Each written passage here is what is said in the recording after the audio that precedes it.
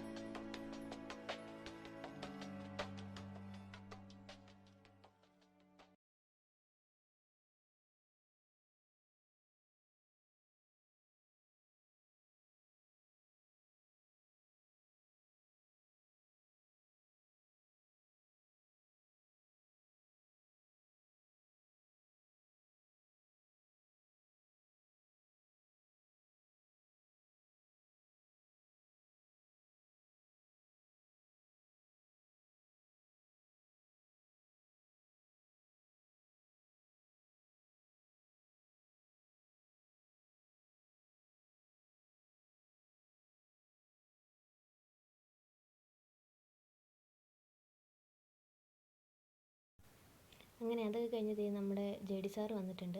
J D സാറിൻ്റെ class കഴിഞ്ഞ് live end ചെയ്തു. അത് കഴിഞ്ഞിട്ട് നമ്മൾ നേരെ അടുത്ത ലൈവ് കാണാനായിട്ട് പോയി.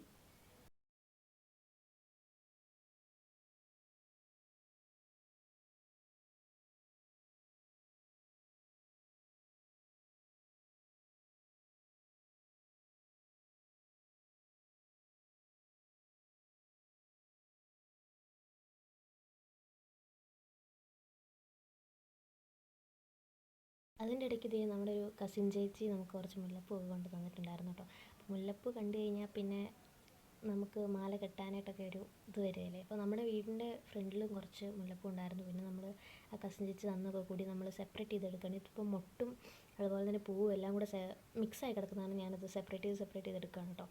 അപ്പം ഇത് കണ്ടപ്പം ഭയങ്കര നൊസ്റ്റാൾജി അടിച്ച്. പിന്നെ എനിക്ക് ഭയങ്കര ഇഷ്ടമുള്ളൊരു ഫ്ലവർ കൂടെയാണ് കേട്ടോ ഇത്. അതുകൊണ്ട് ഞാൻ സെപ്പറേറ്റ് ചെയ്തിട്ട് മാല കെട്ടാനായിട്ട് പോവുകയാണ്.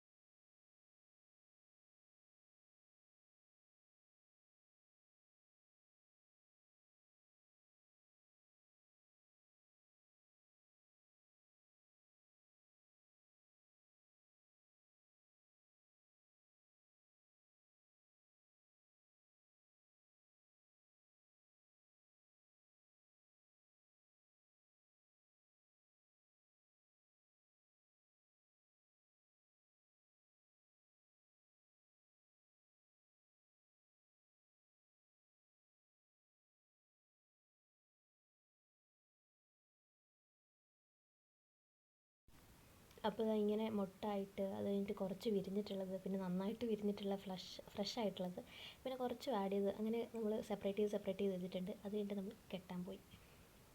അത് കഴിഞ്ഞിട്ട് നമ്മൾ ബാക്കി പോയംസ് കാണാനായിട്ടിരുന്നു.